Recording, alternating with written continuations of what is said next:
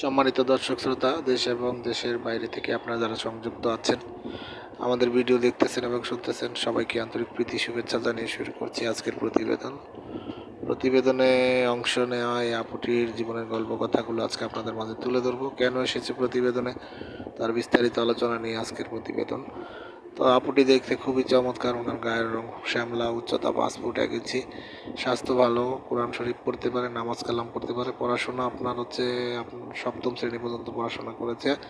বর্তমানে একটি প্রতিষ্ঠানে আপনার হচ্ছে প্যাকেজিংয়ের কাজে নিয়োজিত আছে। ওনার পরিবারে ওনার বাবা মা নেই, বর্তমানে নানির কাছে থাকে।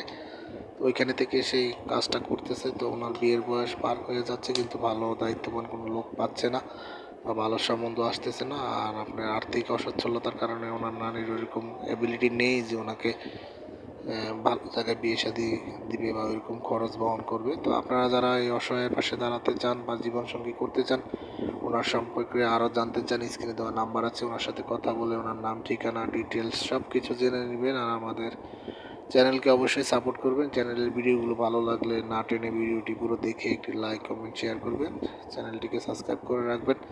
আর আমাদের পাশে ছিলেন, পাশে থাকবেন সেই প্রত্যাশা নিয়ে বিদায় নিচ্ছি। ভালো থাকুন, সুস্থ থাকুন, স্বপ্নভূমি চ্যানেলের সাথে থাকুন। আসসালামু আলাইকুম।